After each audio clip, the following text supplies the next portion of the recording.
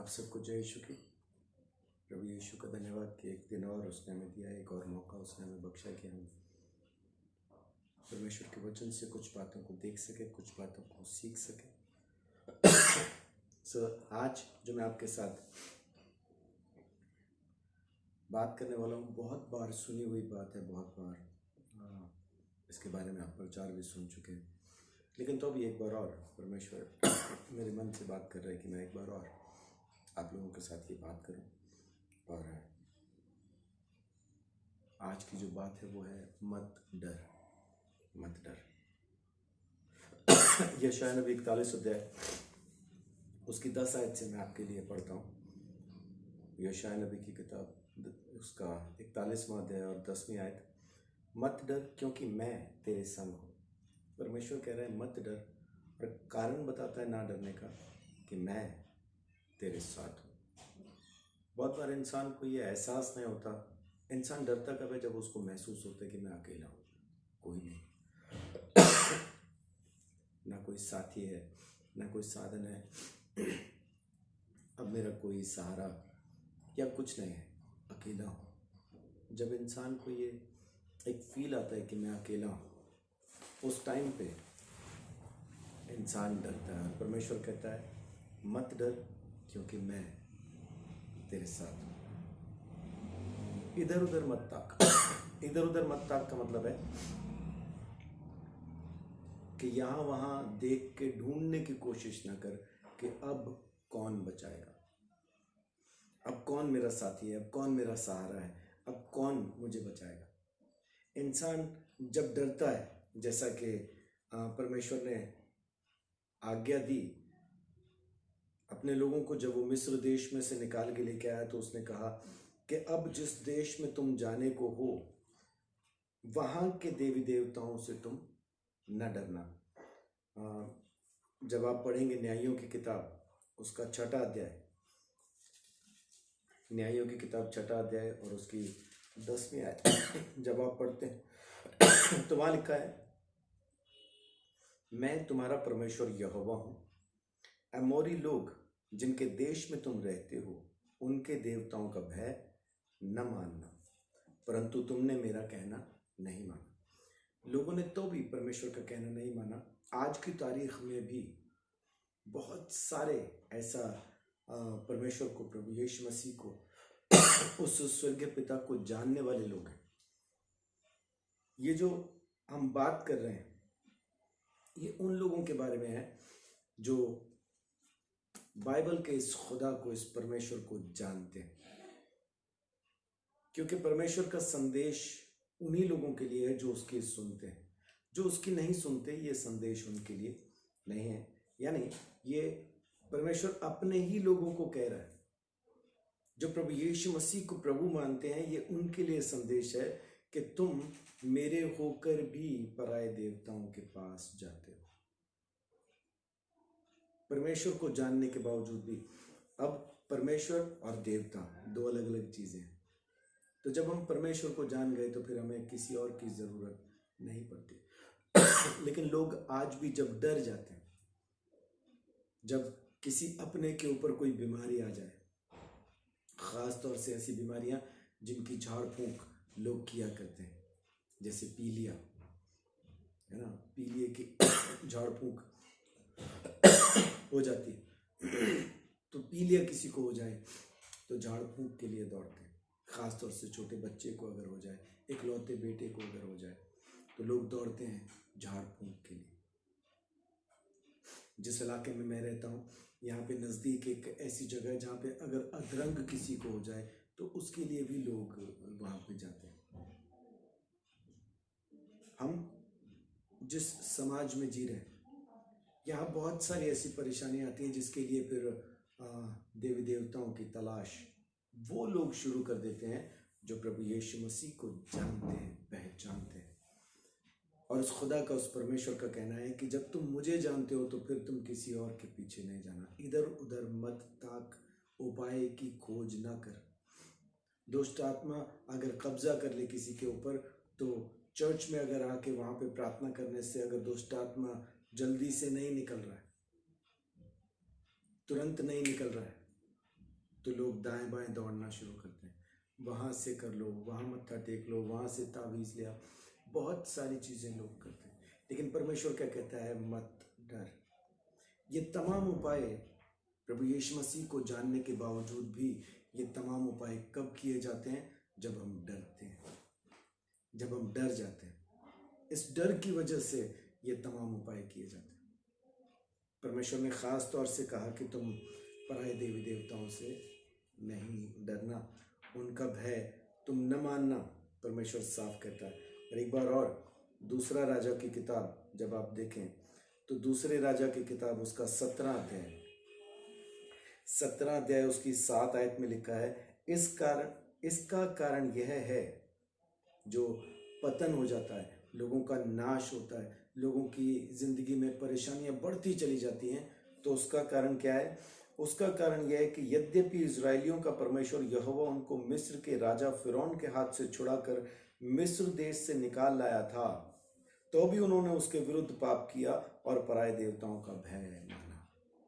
तो नाश का, पतन का, गिरने का, गिरावट का जो कारण है वो ये है कि वो खुदा जो 10 विपत्तियां दिखा के उनको मिस्र देश में से निकाला है, जो 450 साल की बंधुआई के बाद उनको वहां से निकाल के ले आया, जिसने रास्ते के समुद्र को सुखा दिया, 2 किनारे पानी को खड़ा कर दिया और सूखी जमीन से जो उनको निकाल के ले आया, वो जो 40 साल तक उनको बिना बोए बिना जोते रोटी देता रहा, वो जिसने उनके कपड़े पुराने नहीं होने दिए, जिसने उनकी जूतियां पुरानी होने नहीं दी, छोटी होने नहीं दी, जैसे जैसा शरीर बढ़ा वैसा वैसा कपड़े बढ़ते चले गए, जूतियां बढ़ती चली गई, वो परमेश्वर जिसने पत्थरों में से उनको पानी निकाल के पीने के लिए दिया, वो परमेश्वर जो सदा उनके साथ रहता था, दिन में बादल के खंबे के रूप में और रात के समय आग के खंबे के रूप में, वो खुद उनको बताता था कहाँ जाना, कैसे जाना, जो खुद उनके साथ आके उनके साथ तंबुओं में वास करने लगा, उस परमेश्वर को जानने के बावजूद भी लोग पलट गए और पराये देवताओं के पीछे चले। इस वजह से उनका नाश हुआ, क्योंकि उन्होंने परमेश्वर के भय को हटा के देवी देवताओं के भय को वहां पे रख दिया। मत डर।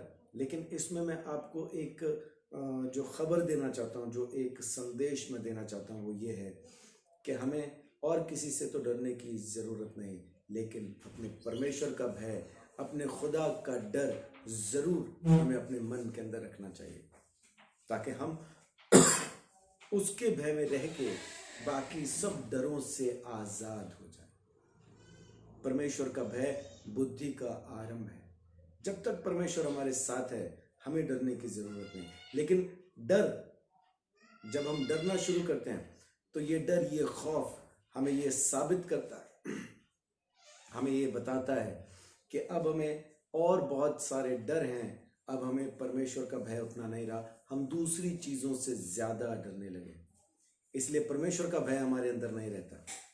तो परमेश्वर के भय को रखने के लिए, अपने अंदर रखने के लिए बहुत जरूरी है कि जिस तरह से हमने परमेश्वर के प्रेम को पहला स्थान दिया है, उसी तरह से उस भय को, जो परमेश्वर का भय है, पहला स्थान दे।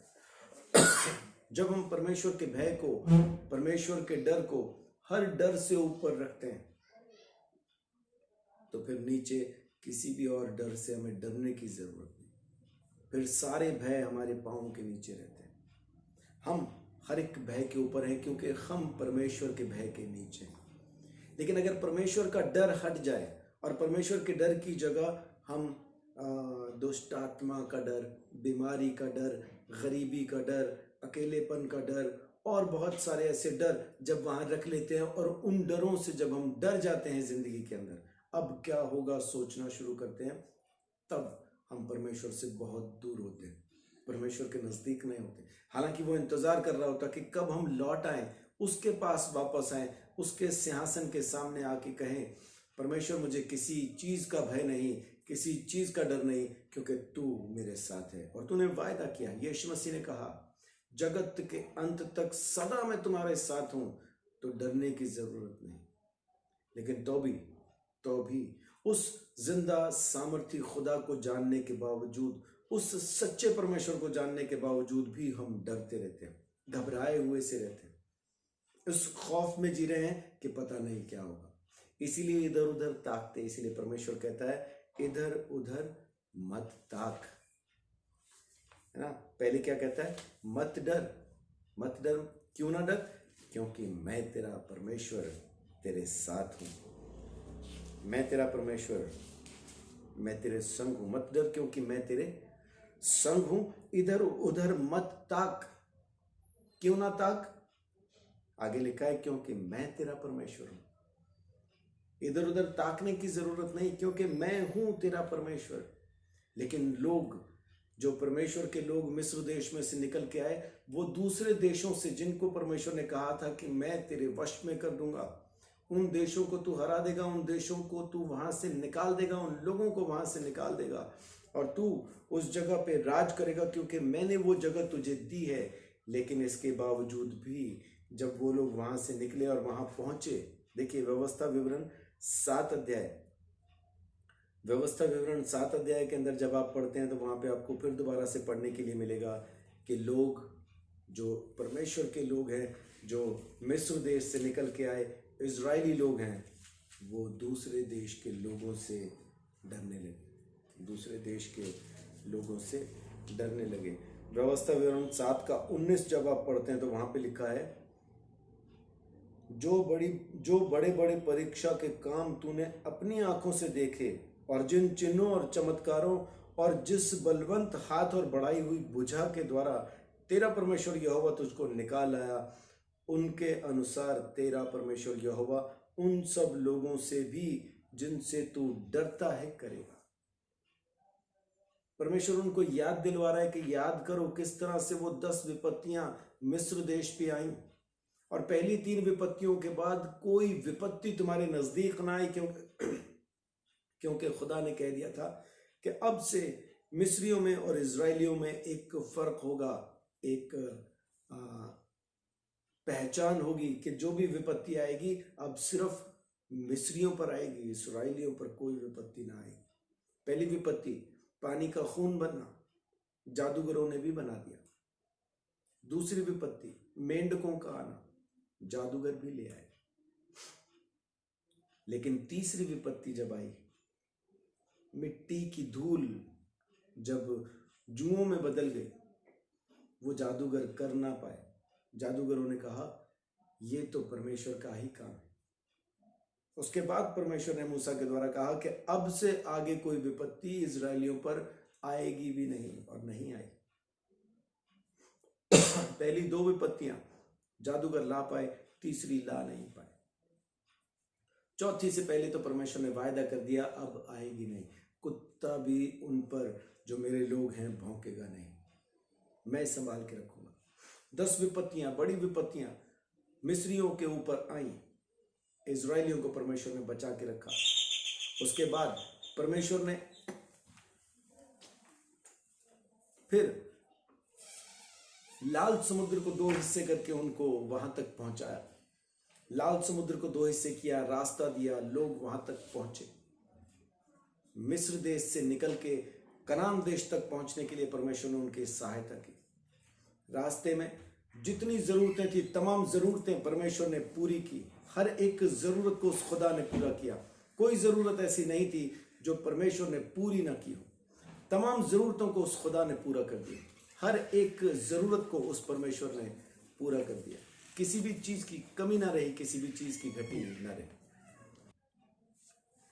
रास्ते में हर एक जरूरत को उस खुदा ने पूरा किया, हर एक जरूरत को। 40 साल तक मन्ना बरसाया, उनके कपड़े छोटे नहीं हुए, उनकी जूतियां पुरानी नहीं हुई, कोई दुश्मन उनके सामने खड़ा ना रह पाया। लेकिन तो भी जब ये उस देश में पहुंचे तब भी उस देश के लोगों से डर रहे। इनको ये याद नहीं कि वो खुदा खुद आसमान छोड़ के तंबू में इनके साथ रहने के लिए आ गया। इनके साथ जैसा ये तंबू में रहते हैं, वो खुदा भी जिसने अपना तंबू इनसे अलग बनवा के अपना निवास स्थान इनकी छावनी के बीच में रखा है, वो खुदा हमारे साथ रहता है। उसका घर देखने के बावजूद भी, उस परमेश्वर को अपने बीच में देखने के बावजूद भी ये लोग डरते रहे। किनसे? लोगों से। कभी कभी हम भी लोगों से डरते हैं, सुसमाचार सुनाने से डरते हैं, परमेश्वर का वचन पहुंचाने से डरते हैं, लोगों के लिए प्रार्थनाएं करने से डरते हैं, यहां तक कि लोग प्रभु यीशु मसीह को अपना प्रभु स्वीकार करने से डरते हैं। लोग क्या कहेंगे, मेरे घर वाले क्या कहेंगे, निकाल ना दें, मुझे मार ना दें। लोगों से मत डरो। जब आपको पता है कि परमेश्वर मेरे साथ है तो फिर लोगों से डरने की जरूरत नहीं, लोगों से डरने की जरूरत नहीं। एक गरीब पास्टर जो कि घूम घूम के प्रचार कर रहा है, जिसके पास ना घर है, ना गाड़ी है, ना बंगला है, ना कुछ है, ना खाने पीने के लिए रोटी का इंतजाम है, उसके साथ अपनी बेटी की शादी करने से लोग डरते हैं। खाएंगे कैसे, जिएंगे कैसे, हमने तो बड़े नाजों से अपनी बेटी को पाला है। यानी वो आज भी इंसान की गरीबी को देख के डर रहे हैं। आज भी उनको ये यकीन नहीं कि जिस खुदा की सेवा वो पास्टर करता है, वो बाप अपने बच्चों को संभाल लेगा और आपसे तो कहीं बेहतर संभाल लेगा। लेकिन हमें क्या होता है कि नहीं, हमने तो अच्छे से पाल लिया हमारे बच्चे को, पता नहीं ये पास्टर के साथ जी पाएगी या नहीं। डर, इंसानों का डर, लोगों का डर, चीजों का डर। परमेश्वर कहता है मत डर, मैं तेरे साथ हूं। इधर उधर मत ताक, क्योंकि मैं तेरा परमेश्वर हूं। लेकिन लोग आज भी इधर उधर भी ताक रहे हैं, सब कुछ कर रहे हैं। याकूब जो खुदा का एक नुमाइंदा था, खुदा का जानने वाला, खुदा को पहचानने वाला, जब वापस अपने घर की तरफ आता है 20 साल के बाद, तो अपने ही भाई से डर रहा है। उसको अपने भाई का खौफ है, उसके मन के अंदर डर है, एसाव मुझे मार देगा। उसको ये याद नहीं कि परमेश्वर मेरे साथ है। वो परमेश्वर जिसने ख्वाब में उसको बताया किस तरह से बकरे, किस तरह से बकरियां, किस तरह से भेड़ बकरियों के बच्चे उसके हक में पैदा होंगे, कहां कहां पानी निकलेगा, किस किस तरह से परमेश्वर ने उसको इन 20 सालों में इतनी तरक्की दी कि जिनका वो नौकर था उनसे भी कहीं ज्यादा अमीर हो गया। लेकिन आज जब लौट के अपने घर की तरफ वो जा रहा है, तो उसके मन में अपने ही भाई का डर है। उत्पत्ति 32:7 में लिखा है, तब याकूब बहुत डर गया और संकट में पड़ा, और यह सोचकर अपने साथियों के और भेड़ बकरियों के और गाय बैलों और ऊंटों के भी अलग अलग 2 दल कर दिए कि यदि एसाव आकर पहले दल को मारने लगे तो दूसरा दल भागकर बच जाए। यानी अब उसको परमेश्वर नहीं दिखाई दे रहा कि मेरे भाई से मेरा खुदा, मेरा परमेश्वर मुझे बचा सकता है, वो दिखाई नहीं दे रहा। उसको अपना भाई दिखाई दे रहा है कि मेरा भाई आएगा तो मुझे मार देगा, बचाने वाला परमेश्वर उसको नजर नहीं आ रहा। बहुत बार हम भी ऐसा ही डर जाते हैं, लेकिन परमेश्वर कहता है मत डर, मैं तेरे साथ हूं। इधर उधर मत ताक, क्योंकि मैं तेरा परमेश्वर हूं। जब वो खुद खुदा हमारे साथ है तो फिर डरने की जरूरत क्या है। लेकिन आज भी हम खौफ में डरे हुए, सहमे हुए, सिमटे हुए बैठे हैं। आज भी हमें डर है, हमें खौफ है, क्या होगा, किस तरह से होगा। आज भी लोगों का डर है, रिश्तेदारों का डर है, भाइयों का डर है, पराये देवताओं का डर है। ये सारे डर हमें डराए हुए हैं, कहीं वो नाराज ना हो जाए, कहीं वो नाराज ना हो जाए।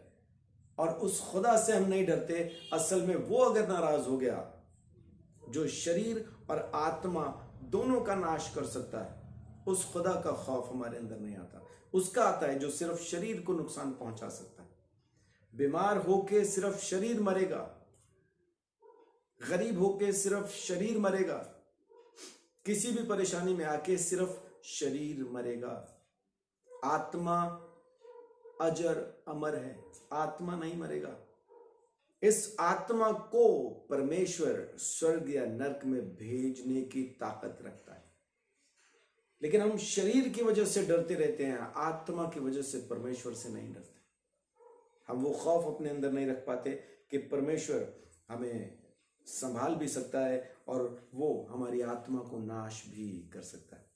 उसका भय हमें हर भय से आजाद करता है। परमेश्वर का डर हमें हर डर से आजाद कर देता है।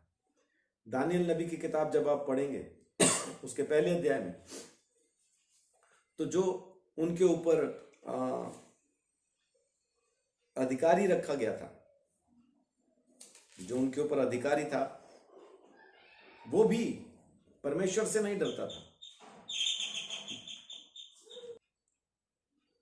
दानियल नबी की किताब जब आप देखते हैं, उसका पहला अध्याय और उसकी 10वीं आयत, वहां पे लिखा है, खोजों के प्रधान ने दानियल से कहा, मैं अपने स्वामी राजा से डरता हूं, क्योंकि तुम्हारा खाना पीना उसी ने ठहराया है। कहीं ऐसा ना हो कि वह तेरा मुंह तेरे संग के जवानों से उतरा हुआ और उदास देखे और तुम मेरा सिर राजा के सामने जोखिम में डालो। अब यहाँ पे वो डरा हुआ है, किससे? राजा से। क्या कहता है? कि मैं अपने स्वामी राजा से डरता हूं। लेकिन दानियल जो परमेश्वर से डरता था, उसने कहा, तू टेंशन ना ले, हम जो तुझे खाने पीने के लिए कह रहे हैं हमें वही दे, क्योंकि जो राजा ने ठहराया है हम वो खा नहीं सकते परमेश्वर के डर की वजह से, क्योंकि वो चीजें इजरायलियों के लिए अशुद्ध थीं जो उनको खाने के लिए दी जा रही थी। वो उसको खाने को हरगिज तैयार ना था। दानियल ने और उसके दोस्तों ने उसको खाने से इनकार किया। बाद में उनके नाम शद्रक, मेशक, अबेदनगो के रूप में हमारे सामने आते हैं। ये लोग परमेश्वर के भय की वजह से राजा से नहीं डरे, मर जाने से नहीं डरे। इन्होंने वही खाया जो परमेश्वर की ओर से जायज था, हलाल था, वही इन्होंने खाया। जिसकी आज्ञा परमेश्वर की तरफ से दी गई थी वही खाना, और जो परमेश्वर की तरफ से अशुद्ध था वो इन्होंने नहीं खाया। लेकिन चंद दिनों के बाद जब उनके चेहरे देखे तो वो दूसरे चेहरों से ज्यादा चमक रहे थे, ज्यादा दमक रहे थे, क्योंकि परमेश्वर का भय उनके अंदर था, परमेश्वर का डर था। लेकिन जो प्रधान था, खोजों का जो प्रधान था, वो परमेश्वर से नहीं डरता था, वो राजा से डरता था। आज भी हमें अधिकारियों का डर तो होता है, परमेश्वर का डर नहीं होता। अधिकारियों का डर कैसे होता है? कि जब अधिकारी सामने है तब हम ईमानदारी से काम करते हैं। अधिकारी थोड़ा सा भी दाएं बाएं हो जाए तो हम आलस में आ जाते हैं, काम चोर हो जाते हैं। सोचने वाली बात यह है कि अधिकारी तो इंसान है, कभी है कभी नहीं है। एक समय में वो अधिकारी सबके ऊपर मौजूद नहीं रह सकता, लेकिन वो परमेश्वर आपको लगातार देख रहा है। जब एक अधिकारी के डर की वजह से आप बिल्कुल सही काम करते हैं, तो परमेश्वर के डर की वजह से आपको हर समय सही काम करना जरूरी है। लेकिन नहीं, हम सिर्फ इंसान से डरते हैं। अधिकारी है तो हम सही काम कर रहे हैं, अधिकारी नहीं है तो हम काम चोर हो जाते हैं। आज भी अधिकारी का भय लोगों के अंदर है, परमेश्वर का नहीं। तो अलग तरह के बहुत सारे डर इंसान ने पाल रखे। देवी देवताओं का डर, वो बुरा ना मान जाए, ये नहीं किया तो वो हो जाएगा, वो नहीं किया तो ये हो जाएगा। लोगों का डर, रिश्तेदारों का डर, अधिकारियों का डर, गरीबी का डर, बीमारी का डर, नौकरी का डर, शादी का डर, बच्चों की परवरिश का डर, रोजमर्रा की जरूरतों का डर। पहली तारीख डर आती है, खौफनाक दिखाई देती पहली तारीख, क्योंकि किराया आ गया, ये आ गया, वो आ गया, तमाम जरूरतें आ गई, अब क्या करें समझ में आना बंद हो जाता। लेकिन परमेश्वर का भय, परमेश्वर का भय सब भय से ऊपर है। आज की तारीख में लोग परमेश्वर के डर की वजह से परमेश्वर की सेवा नहीं करते, लोगों की आज्ञाओं के मुताबिक करते हैं। परमेश्वर ने आपके मन में कुछ बात की हो, इस वजह से आप परमेश्वर की सेवा कर रहे हैं,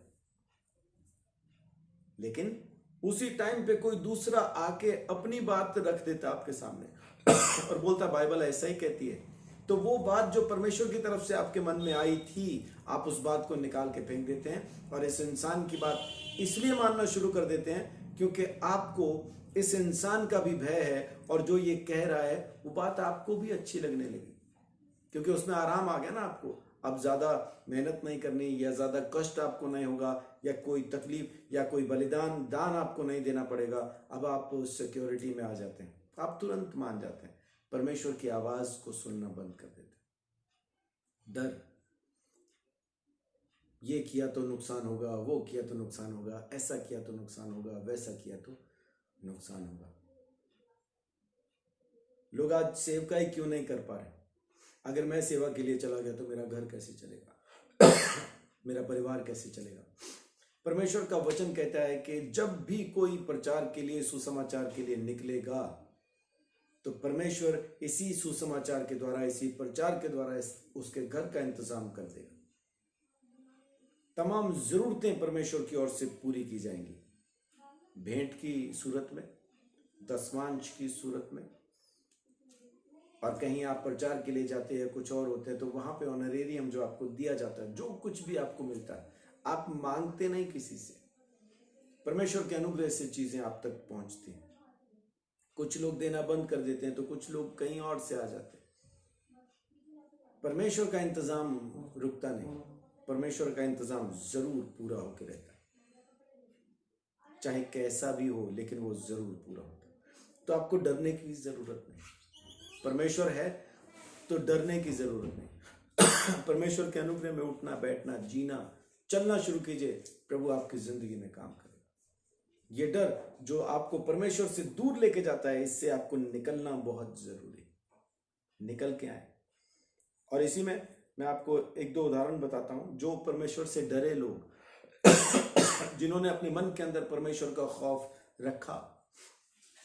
देखिए इसमें तो जब आप निर्गमन पहला अध्याय देखते हैं, निर्गमन पहले अध्याय के अंदर तो वो दाइयां जो मिस्र की थी, जो परमेश्वर को जानती भी नहीं थी, उन्होंने परमेश्वर का भय जब अपने मन के अंदर रखा, उनको क्या कहा गया था?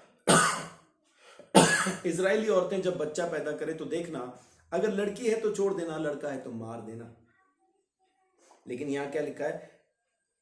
निर्गमन पहला अध्याय उसकी 17 में क्या लिखा है? परंतु वे धाइयां परमेश्वर का भय मानती थीं, इसलिए मिस्र के राजा की आज्ञा ना मानकर लड़कों को भी जीवित छोड़ देते। यानी परमेश्वर का भय मानकर उन्होंने लड़कों को जिंदा छोड़ दिया। परमेश्वर का भय मानकर, राजा का भय नहीं माना।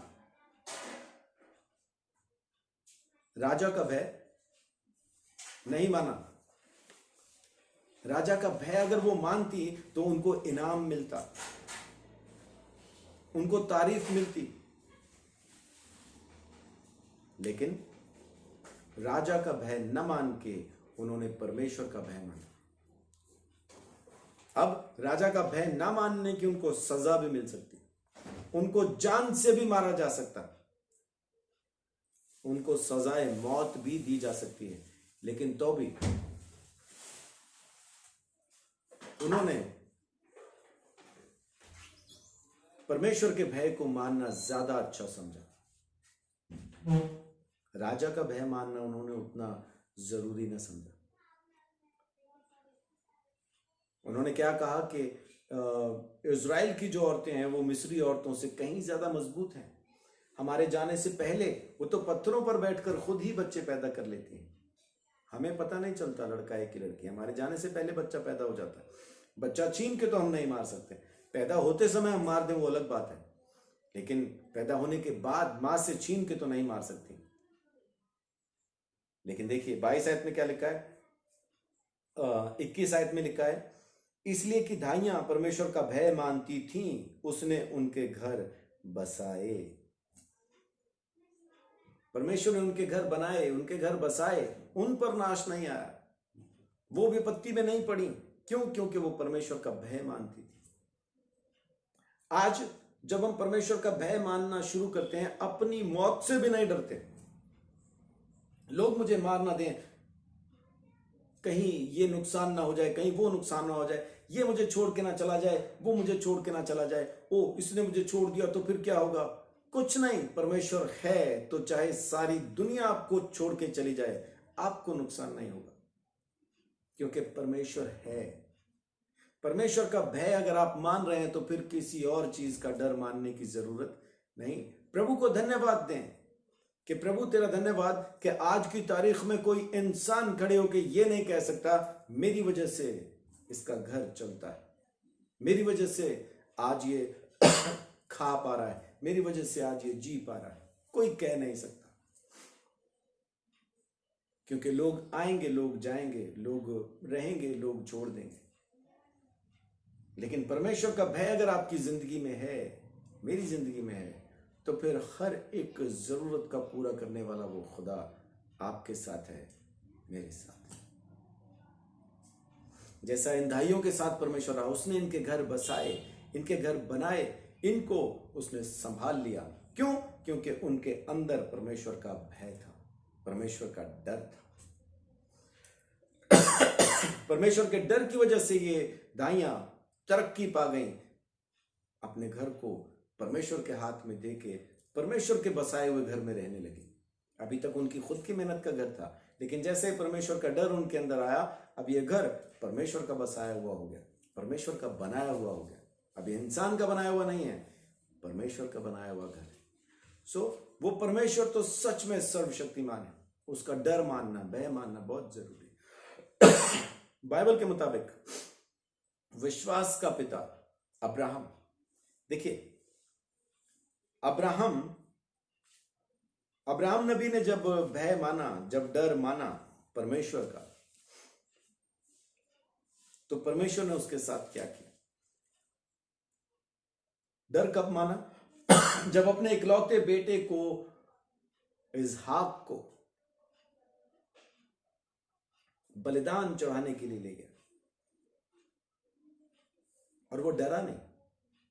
बेटे को कुर्बान करने का डर उसके अंदर नहीं था, बेटे को कुर्बान ना करने से परमेश्वर का डर उसके अंदर था कि अगर मैंने कुर्बान ना किया तो पता नहीं क्या हो जाएगा, फिर ये मेरा बेटा मर जाएगा, लेकिन अगर मैंने कुर्बान कर दिया तो फिर मेरा बेटा नहीं मरेगा।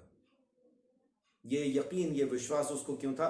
क्योंकि परमेश्वर ने उसके साथ वायदा किया था कि जब तक इसहाक, यानी इसहाक से ही तेरा वंश होगा, यानी इसहाक तेरे खानदान को आगे चलाने के लिए मैंने तुझे जो बेटा दिया है इसहाक, इससे आगे तेरे वंश में औलाद पैदा होगी। और अभी तक इसहाक की शादी नहीं हुई थी, इसहाक के यहां कोई बच्चा नहीं था। इसलिए अब्राहम को यह पता था, अब्राहम नबी जानता था कि मेरे बेटा जब तक आगे बेटा पैदा ना कर दे तब तक ये मर नहीं सकता। क्यों? क्योंकि परमेश्वर ने कहा है। उसने परमेश्वर की बात पे यकीन किया और परमेश्वर के डर में रहते हुए अपने बेटे की मौत के डर के भी ऊपर चला गया। उसको अपने बेटे को खो देने का डर नहीं था, अपने बेटे की मौत का खौफ उसको नहीं था। अगर अब्राहम नबी के अंदर कोई खौफ था तो सिर्फ खुदा का, उस परमेश्वर का डर था, किसी और चीज का नहीं। हम तो 200-400-500 रुपए दे देने से भी डरते हैं, दे दिया तो क्या होगा। परमेश्वर ने जब उसके अंदर अपना खौफ रखा तो उसने तो अपने इकलौते बेटे तक को कुर्बान कर दिया, उसने उसको भी ना रख छोड़ा। और फिर देखिए क्या हुआ, उत्पत्ति 22 अध्याय, और वहां पे जब आप देखते हैं तो 22 का 12 में ऐसा लिखा है, उसने कहा उस लड़के पर हाथ मत बढ़ा और ना उससे कुछ कहे, क्योंकि तूने जो मुझसे अपने पुत्र वरन अपने इकलौते पुत्र को भी नहीं रख छोड़ा, इससे अब मैं जान गया कि तू परमेश्वर का भय मानता है।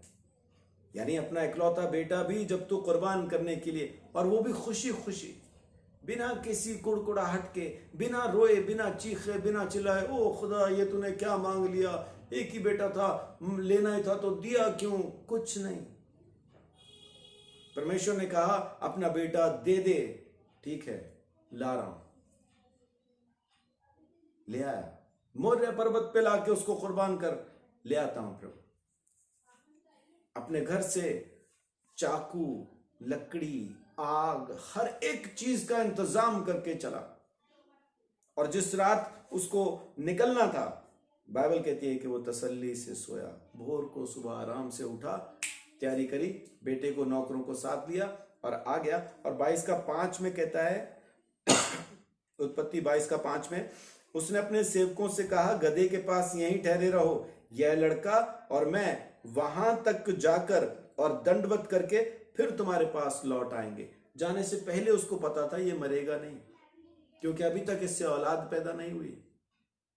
जब तक ये बेटा न जन्म देगा, जब तक इससे बेटा आगे पैदा ना हो जाएगा इसकी शादी के बाद, तब तक मेरा बेटा इसहाक मर नहीं सकता, क्योंकि खुदा ने कहा है कि इसी से तुझे आगे मैं वंश दूंगा। परमेश्वर की बात पे विश्वास इसको कहते हैं। इसलिए अब्राहम को विश्वास का पिता कहा गया, क्योंकि उसी विश्वास के द्वारा, यही विश्वास उसके लिए धार्मिकता गिना गया। उत्पत्ति 15:5 में जब आप पढ़ें तो वहां लिखा है कि आसमान के तारे गिन ले, अगर तू गिन पाए तो,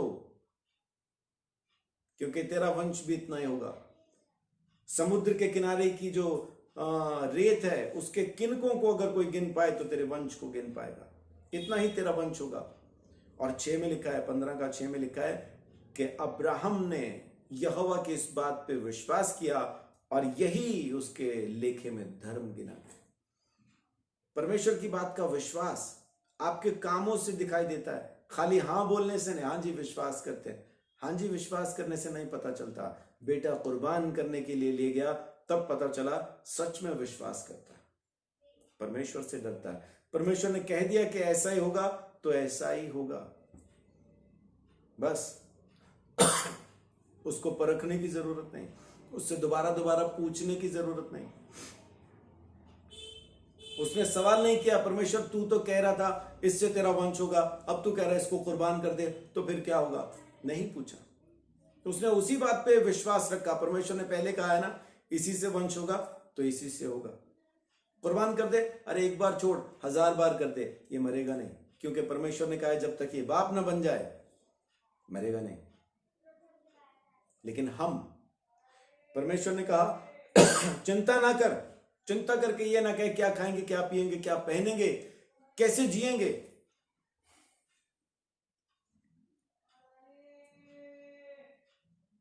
मत्ती 6 अध्याय के अंदर जब आप पढ़ें तो वहां पे आपको साफ मिलेगा, 2 स्वामियों की सेवा कोई नहीं कर सकता। 24 आयत से पढ़े, 24 से लेके जब आप 34 तक पढ़ते हैं तो आपको यही पढ़ने को मिलता है।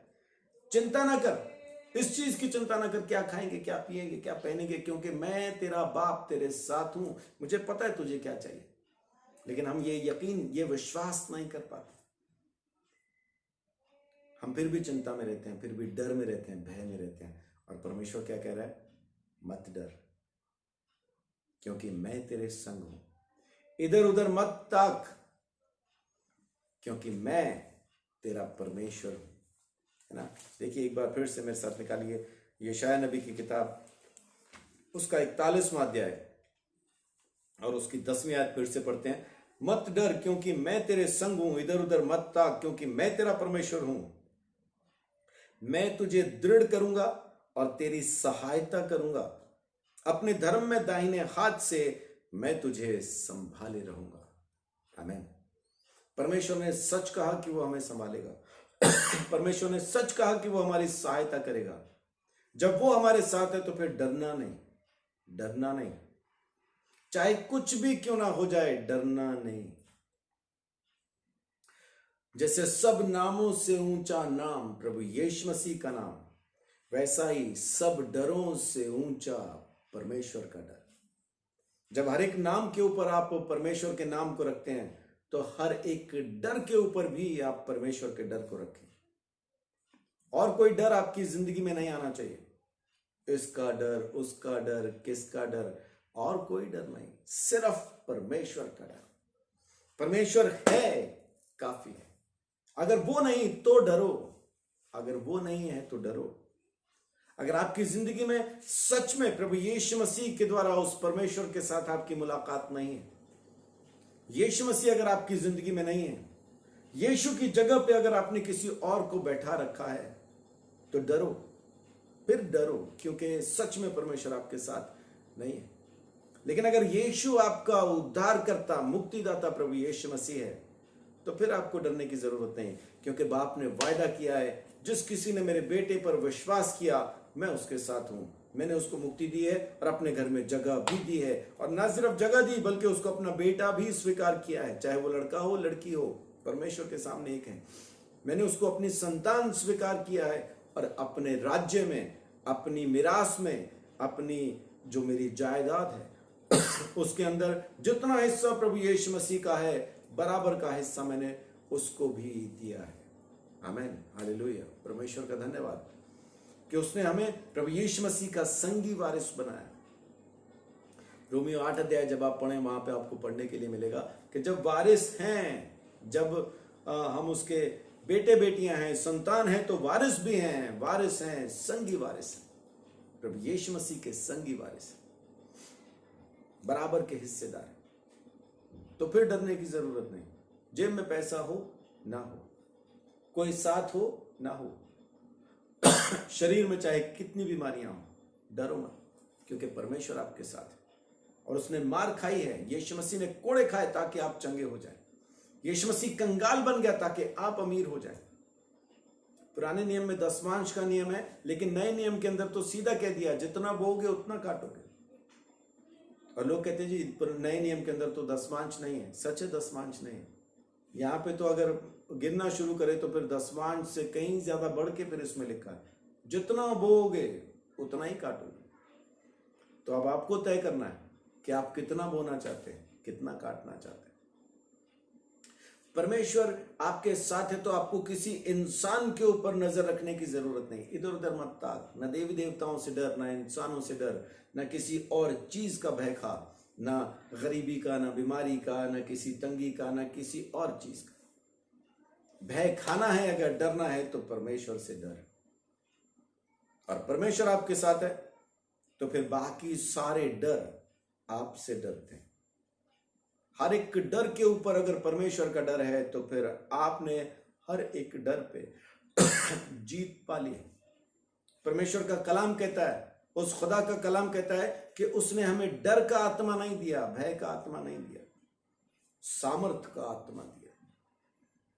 तो उसी सामर्थ्य आत्मा के साथ जो यीशु मसीह के नाम से हमें मिलता है, जो पवित्र आत्मा हमारा साथी, हमारा दोस्त, हमारा सहायक, हमारा मददगार हमारे साथ है, उसकी हिफाजत में रहो, उसकी अगुवाई में रहो, उसके साथ रिश्ते में रहो।